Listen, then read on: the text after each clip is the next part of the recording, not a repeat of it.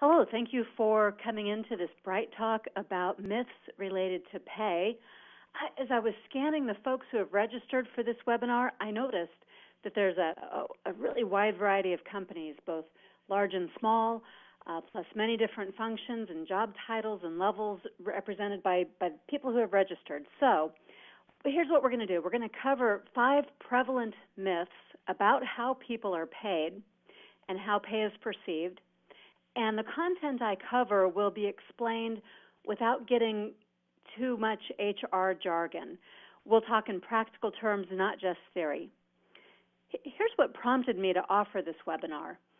I work as an executive coach, and I've been hearing a lot this year from my clients about their frustrations in figuring out compensation.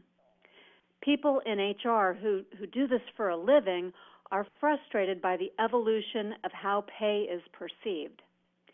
And senior executives in all functions are wondering how to attract and retain talent, and they often misunderstand the role of pay in doing those things. And then there's sales. In sales, there's a long-held belief that's not exactly accurate regarding how money and motivation are tied together. So hearing all this, I wanted to tackle 5 myths about pay. We'll start with that one about sales, and then we'll discuss the other 4 that have broader application, still relevant for those of you who are in a sales function, but also more universal. But before we do that, let me start by introducing myself. My name is Deb Calvert. I'm the author of the bestseller, Discover Questions Get You Connected, and of the award-winning blogs, Connect to Lead, Connect to Win, and Connect to Sell. And based on that sentence alone, you may have guessed that connections are very important to me. So I'd be honored if you'd connect with me on LinkedIn or Twitter or Google Plus or Facebook. My handle's on screen along with my email address. My company is People First Productivity Solutions. We build organizational strength by putting people first. I work as a coach, a trainer, and a consultant to help people improve their connections and to help organizations improve their people practices. For those of you who are new to Bright Talk, let me just point out a couple of features to you. First, be sure to notice in the upper left-hand corner, there's a link. It's called Attachments, and I've included some bonus resources there for you. I'll describe those a little more in depth as we go through the webinar. And second, you can subscribe to this channel, and if you do, you'll receive more content from me every month. Bright Talk makes it really, really easy to stay on top of what's new and relevant. Okay, well, enough of the commercial stuff. Let's get down to business. You know, people say money is everything when it comes to work, but the truth is, what the research tells us is that money isn't everything. In fact, this meta-analysis from 92 different quantitative studies says that, in fact, there's less than 2% overlap between pay and job satisfaction. And that's significant because we make the opposite assumption that people are happier in their work if they get paid more. And we think that if we pay them more, we can make them happier. And right off the bat here, I want to point out that that's absolutely not true. So I think it begs the question, though, if that is not true, then what is it? What matters as much as pay, or maybe even more than pay? And we know from Dave Ulrich, HR consultant and guru, he wrote several books, including this one, The Why of Work. And his research says that there are other things that are at least as important as money when it comes to shaping employee meaning, the meaning that they attach to the work that they do. And those things, those non-financial rewards, include, in modern days, work flexibility and their opportunities to continue to grow and excel in the work they do, the work environment being positive, and their access to valued relationships. And it's true that this is even more prominent, more important to millennials. Recent graduates have said that they would rather work for a company with a positive social atmosphere. Get this, they'd rather work for a company with a positive social atmosphere, even if it means that they will earn lower pay. So these are some of the setup pieces I want to be pointing out to you as we tackle these 5 myths. And the first myth, the one that I said we'd start with, is the myth that all salespeople are money motivated. I can't tell you throughout my career in sales how many times I've heard this over and over again. Some people they believe that this is not only true, but they will use this as a basis of who they hire, that they only want salespeople who are driven by a strong desire to make more money. And while I can certainly understand the philosophy, the thought behind this, I adamantly disagree. I do not believe that all salespeople are money motivated. And further, I don't believe the best salespeople are purely money motivated. And whether you agree with me or not, here's what the research says. The Objective Management Group, Dave Curlin and the folks there, they've done the analysis. And they know that from their analysis less than a decade ago, 50% fewer salespeople today in more modern times are money motivated than what used to be the case in sales. So even if you hold fast to that belief, and even if you want to attract and bring in those salespeople who are money motivated, the truth is that there are fewer of them, and we've got to calibrate. We have to adjust to make sure that we are appealing to strong, successful salespeople, the ones who will bring you the income that you're looking for. We can't assume that they are only money motivated. You know, and if we think of it this way, there's a place where you can go too far. We've all been the buyers from or worked with the salespeople who are, in fact, too money motivated. They focus so singularly on what will it take to make the sale, to get the commission dollars in my pocket, that overextension of their money motivation causes all those negative stereotypes out there about the noble profession of selling. It's damaging not just to the profession, but also to the brand of an organization. And sometimes these are the folks internally who are absolutely a nightmare to work with, too. So there is such a thing, I believe, as being too money motivated. From an organizational standpoint, motivating with money is also risky. Think about it. Do you really want the amount of compensation to be the reason people come to your company? I think if that's all you've got to attract them, then you set yourself up. It's a slippery slope. Because face it, there will always be other companies who are willing to pay more for your top talent. And if that's true, then not only are you commoditizing yourself as an employer, but if you can't keep up, then you're going to be stuck with these highly compensated mid-level performers as your competitors are outbidding you for the best of the best. So it might just be a bad idea to make money the main reason that people are drawn to work for you. You know, but let me be very careful here to balance this out, because you do have to pay enough. You have to pay enough to retain and do some other things in addition to the amount that you're paying. So you get to be in control of all this, by the way. The way that you message about your compensation is very, very critical. The lack of money that you're paying is relative to the promised amount or the accustomed amount that people are expecting to be paid. You need to set reasonable expectations and to give people, salespeople, a path to make the money that they're accustomed to making for the equivalent effort in your company. But you do set those expectations regarding what is good pay and what is a lack of good pay. It's all going to be based on what you say and what your sellers experience over time. You want to be looking at this inwardly as much as you want to be looking outwardly at what your competitors are paying. Now, there are some triggers that result in this perception that there's a lack of money. And these are research-based, proven. The triggers that cause people to think that you are paying inadequately are, first of all, setting a ceiling or a cap on commission pay. And the second is ratcheting up a seller's quota when they've exceeded it in a previous year or previous time period. So it's not quite accurate to say that all salespeople are money motivated. It's that they are more prone to demotivation when something between perception and reality causes a feeling that there's a lack of pay occurring.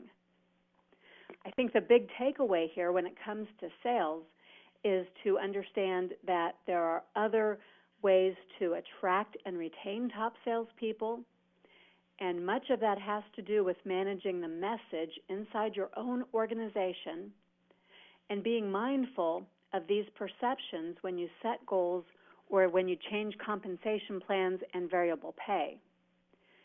Lack of money can be a significant demotivator that creates dissatisfaction, but the perception that there is a lack of money is mostly driven internally and not externally, as we more often tend to believe. Now, here are some other factors to consider. We're still in the sales realm. For salespeople, then, if it's not about the money alone, what else is it about? And in this case, it's that salespeople aren't any different when it comes to the sorts of things they might also be motivated by. So as I said, we'll come back to this. We'll be talking more universally about all employees after we look at a few other myths about pay. But first, let's wrap up on sales alone by taking a look at these numbers. These come from a Salesforce work study. And we already know this was borne out by the Objective Management Group research. 50% fewer salespeople are motivated by money today than they were less than a decade ago. And on top of that, nearly 40% of salespeople don't feel that they are appreciated at work. And 70% of sales reps are leaving not because of pay and not even because of their feelings regarding their appreciation level, but because they have poor relationships with their managers. And that's significant. Now, let me tackle these other four myths, and then we'll come back full circle to talk about how to address some of these issues. But let's put all the myths together first. The second myth is this.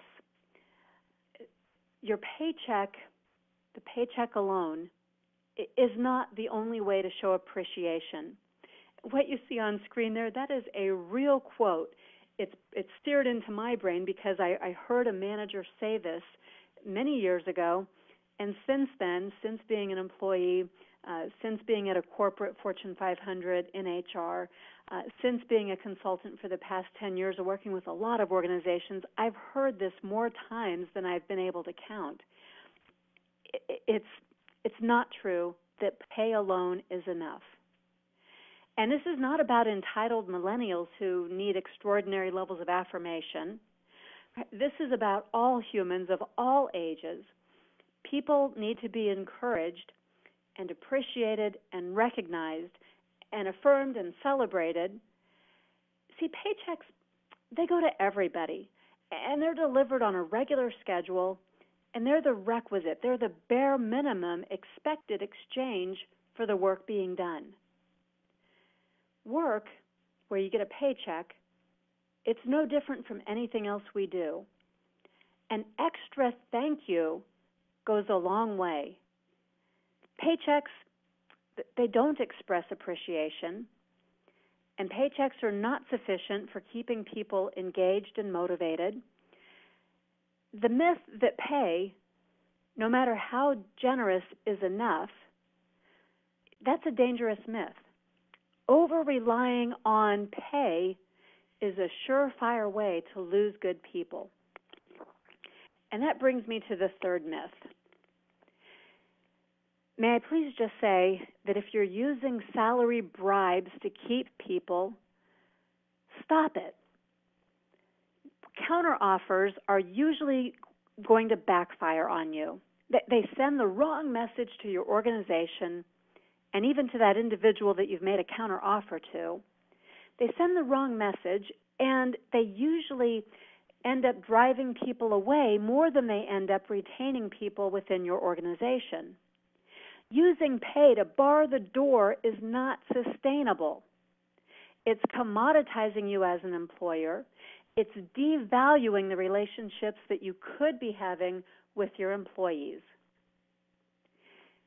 Give them some other reasons to choose to work with you and to stay with you as an organization.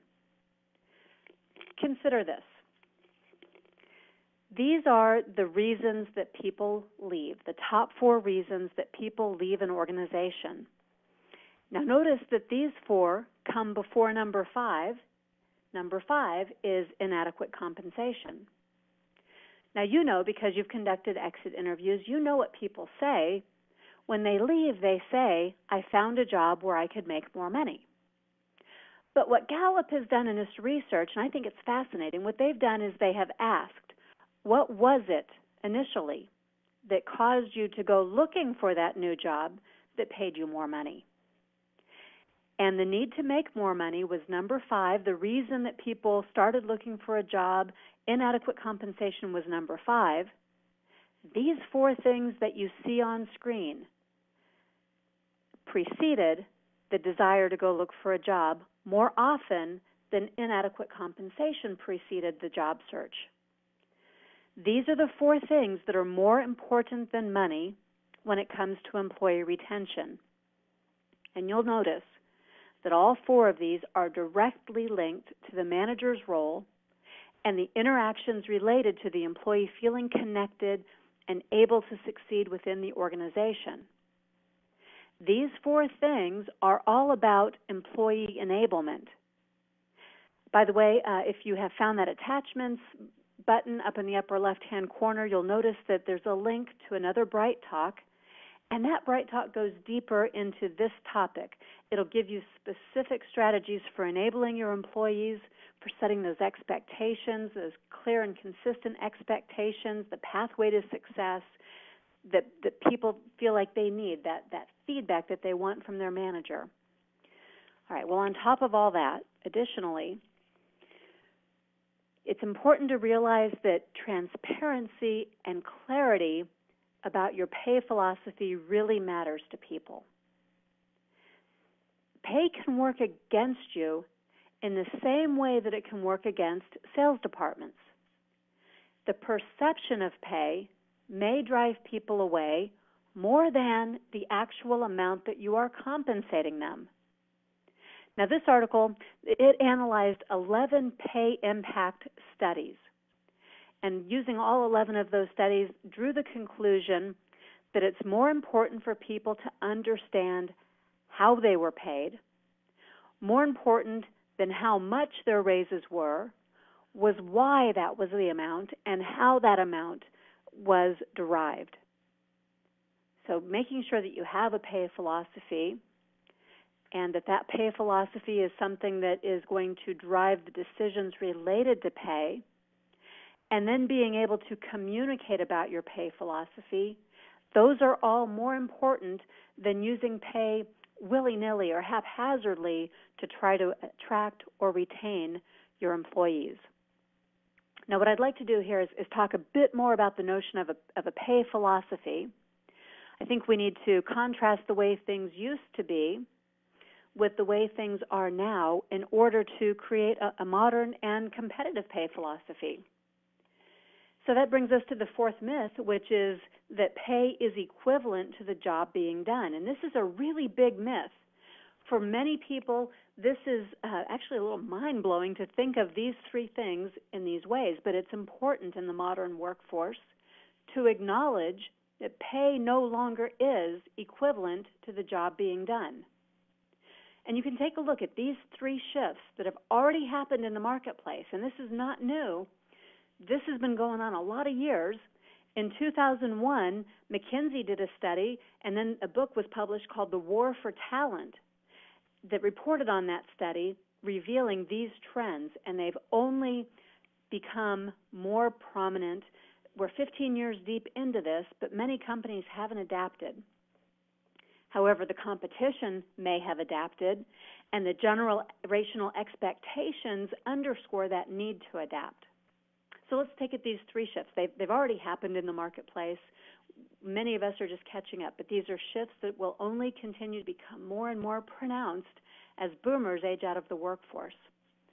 So the old school way of thinking, the old school way of doing things was that you paid for the job. You paid for the work being done today. But the new way of looking at this is that no, you pay for the person, the performance and the potential of the individual. And your pay philosophy reflects that. And old was that you paid for the scope of the job and the seniority on the job. The longer somebody was in the job, the more amount they made. But new is that value creation by an individual, regardless of job scope and seniority, that's what determines the amount of pay, which means that you could have people being paid an equivalent amount, although they may have many differences in the years of experience that they have in that role. Well, on top of that, the old is that there's internal equity. Everyone in the same job grade gets the same pay. And new is that it's market equity. You're paying what this individual could be earning elsewhere, on top of paying for performance and potential and the value creation that they bring. In other words, if we were to sum this up, it's not as cut and dried or formulaic when it comes to pay, but that you have to look at people on an individual basis. And for some, I realize for some that seems very unfair. Assessing the value of a person's contributions and value creation, it's not only subjective, but it's messy. But in this new reality, that's what it takes, and your pay philosophy will need to reflect that in some way. And by the way, employers, we're not the only ones who are making these subjective analyses. Our employees are doing this too. And here's what I mean by that. Beyond compensation and benefits, many companies now offer total rewards packages. And total rewards, if you've heard that term before but not been quite sure what that means, total rewards include everything the employee perceives to be of value resulting from the employment relationship they have with you. And with this total rewards package, well, again, it's become subjective because you can offer more real and tangible value plus more perceived or subjective value into your total rewards package. So you can put a dollar amount on salary, on your contribution to health care and other benefits like life insurance, profit sharing, other traditional comp and benefits that you may offer. But total rewards gives you freedom to add items that won't be quantifiable in exactly those same ways. For example, what's the value of offering an emerging leaders development program? That value is going to vary by each participant as they consider, well, what will I get out of it? How does it fit with my career? And how does it fit with my personal goals? How open will those employees, each and every one of them individually, how open will they be to truly benefiting from the program that you offer for emerging leaders? And then think about work at home and flex scheduling options, tuition reimbursement, an on-site gym or cafeteria, matching donations that you might make to nonprofit organizations. All of those have a cost to you, but you shouldn't assume that your cost is equivalent to the value each individual employee will assign to these benefits you're offering. See, for some, those extras you offer have absolutely no value because they don't want them or don't need them. And for others, the value perception is going to be significantly higher than your real costs. So, of course, the ultimate aim, the goals you have for your total rewards, in some combination, your aim will be to meet the needs of every employee. And additionally, you'll want your total rewards to work as a recruiting tool to be able to attract employees who will thrive in your organization. It helps to know, if you're going to figure all this out, it helps to know what people care most about in the traditional comp and benefits options, and to remember that value is highly personal. It's different for each and every individual. we can rely on research to give us some trends, to give us a starting point about what people value. And when we look at that research, it will be important to note that a pay raise is not number one for 85% of people responding. When you add in bonuses, we're still only at 25% of people naming some form of pay as the most important factor in considering a job. That's why it's so important to consider total rewards and to think about what else is going to attract and retain your top talent. To grasp this fully, it's probably about time we move on to our fifth myth. That myth is that money is the only universal reward, and that's absolutely wrong.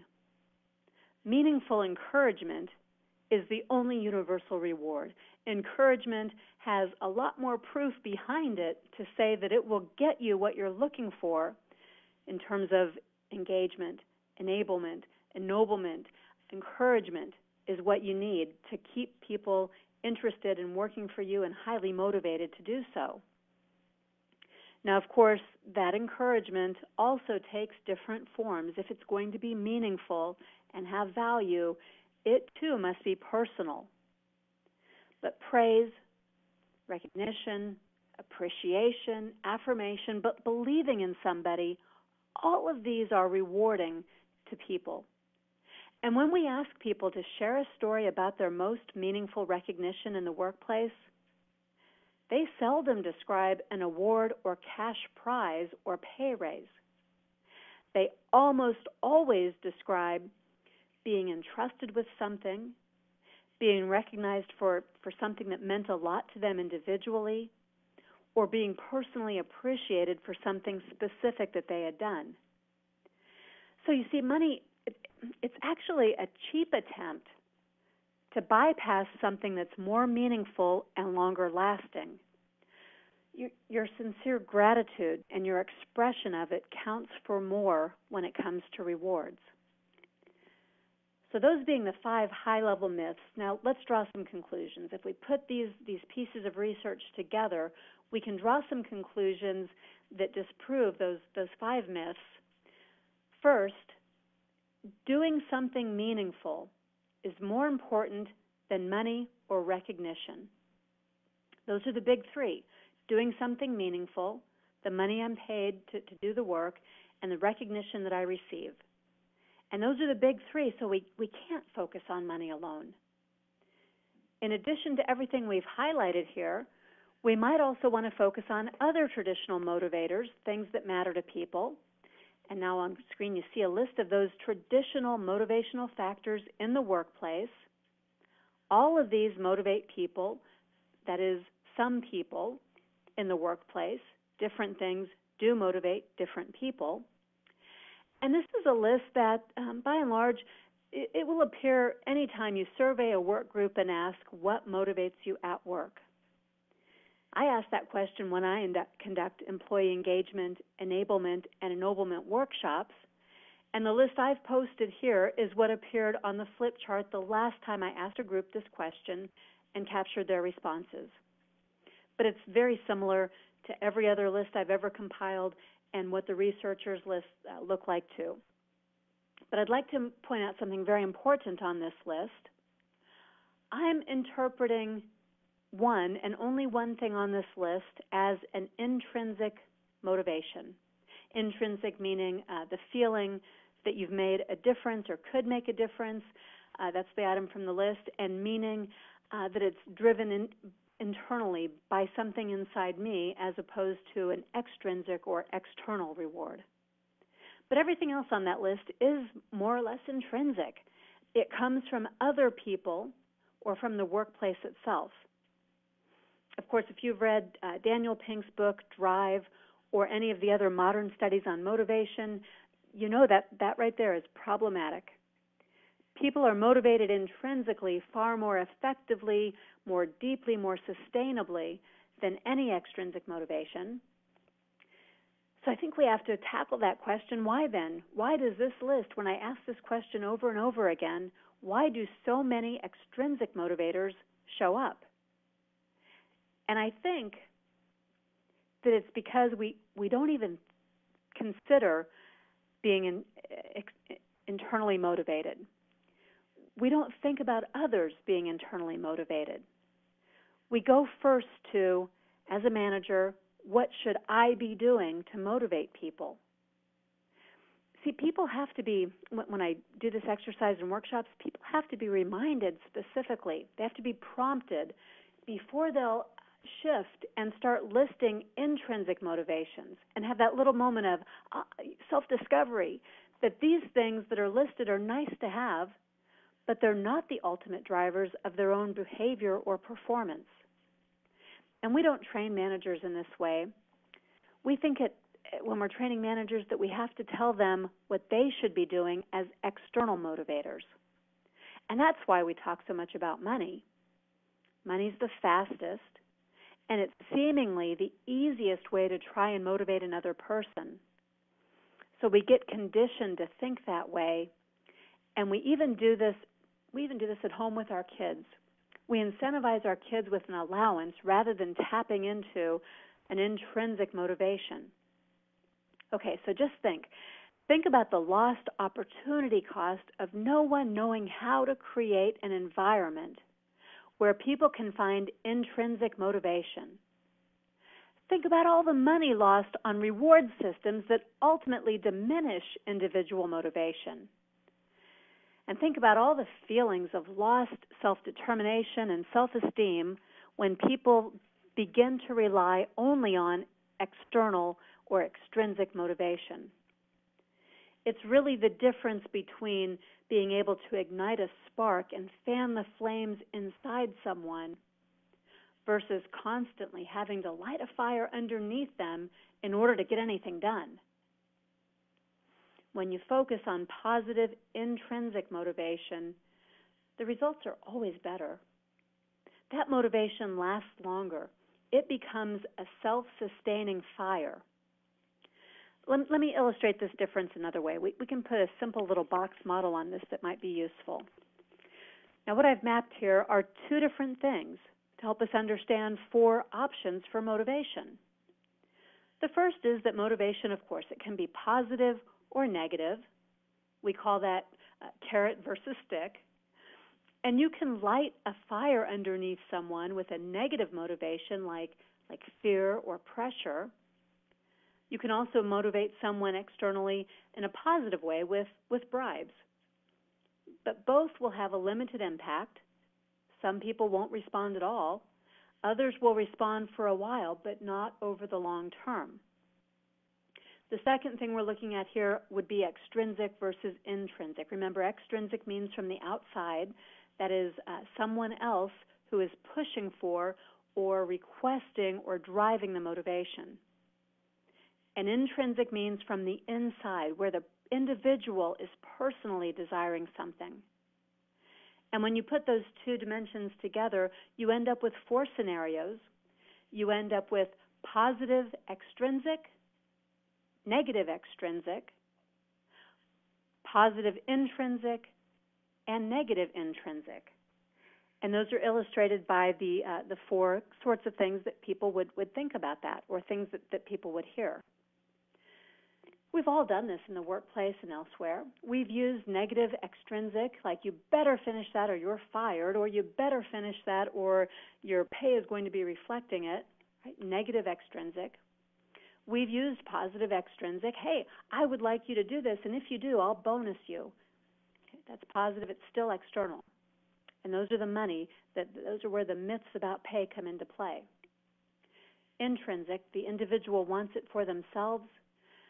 Negative intrinsic, I hate this, I don't really care what happens, I don't want to do this. Positive intrinsic, I'm so excited, I'm eager to complete this. Well, none of these, including pay, none of these are going to do nearly as well in terms of motivating people as the upper right-hand box. But even so, companies and managers, they keep using extrinsic motivations, and they pay little heed to the situation of no extrinsic or intrinsic motivation. We just don't spend a lot of time talking about those lower boxes. Research, though, tells us that we should be doing less in the upper left And we should find ways instead to help position people so they're experiencing what's in the upper right-hand box. Here's one major way you can do that. If you want the people around you to be motivated intrinsically, motivated in a way that can be sustained, this is what you need to offer them. You need to create the environment and the opportunity where that intrinsic positive motivation can surface. You need to enable people. And the way you enable them is you give them stretch assignments and challenge them and get them into the flow zone where they're challenged but they're into the work and it's rewarding to them just because of the way it makes them feel. And you need to give them choice in how they do their work, because when they are enabled and they have that degree of control, they will want to succeed. Intrinsically, that desire will surface. We, of course, want to help people. We want to give them a chance to help. We want to recognize and encourage them. We want to create an atmosphere where, by and large, people like each other, and it's a happy workplace, because that's motivating in and of itself. And being trusted and feeling like you can trust people around you, that, too, is a positive intrinsic motivator. When people are challenged and trusted and happy at work, they will feel like the feeling in the upper right-hand box. They're into the work. They're approaching their work with thoughts like, I'm so excited about this project, and I'm eager to complete it. Now, I might suggest that you use what's on screen here as a self-assessment to rate your own workplace and the environment that you're contributing to. How many of these enablement factors are in place for your team? Because every one of these matters more than the amount of money that you're paying the members of your team. And again, this is 100% in control in the hands of frontline managers. I can't overemphasize just how important the manager is in creating an environment where people can get intrinsically motivated. Instead of making it about pay, make it about your manager's connections with your employees. This is all about enabling and even ennobling your employees.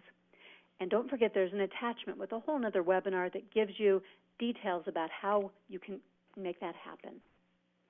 Okay, so in short, an employee commitment is a retention tool, much more so than pay ever could be, and that employee commitment comes from the manager. The manager is key. Most managers don't spend enough time or the right kind of time with their direct reports. And we can see that in this research that's on screen, what the cause and effect is. When managers take the time and they do the right activities and they have the right attributes to create an environment where people are intrinsically motivated, here's what happens. The emotional commitment to the manager soars. It goes up 77%. And because of that, the emotional commitment to the team increases, the emotional commitment to the organization increases, and to the job, to the work that needs to be done in the day-to-day, that commitment also goes up by a full third. A lot of this has to do with the way that a manager allocates their time.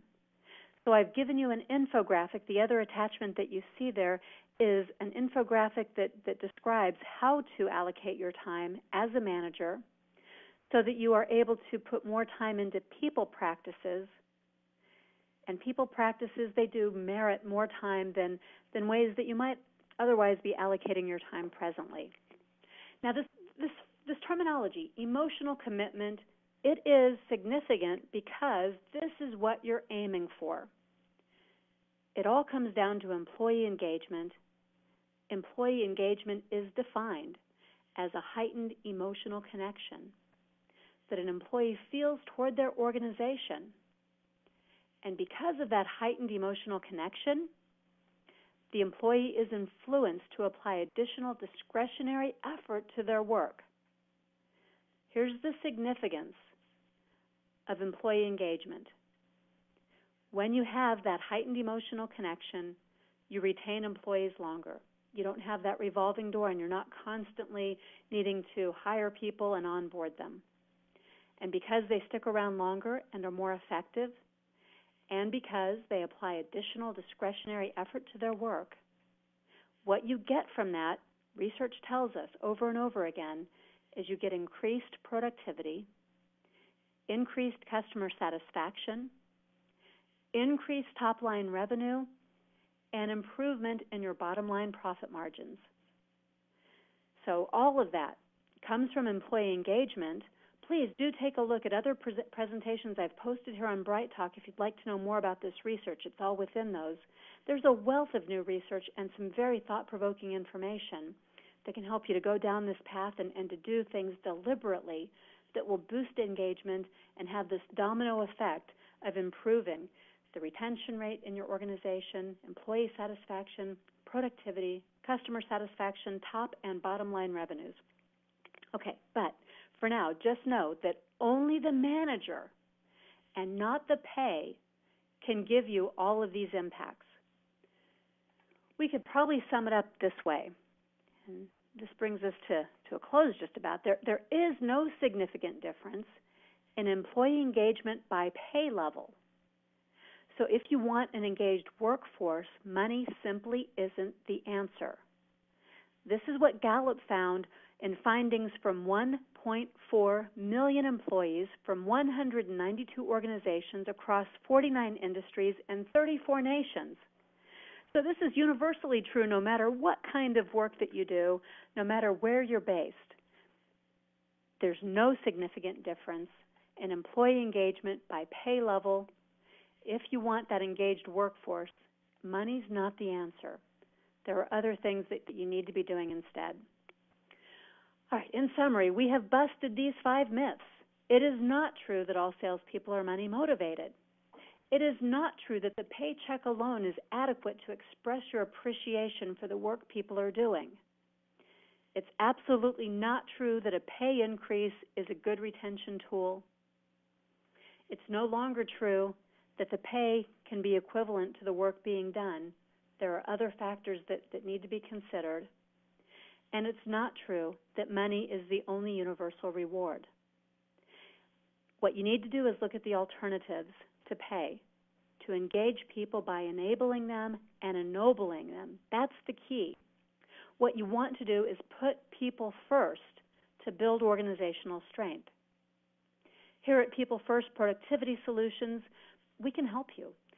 Connect with us and follow us and look at our other Bright Talks here and elsewhere for more information, for tips that will do more for your organization than pay could ever do. We'd be happy to take your questions via email. We'd be happy to connect with you via social media.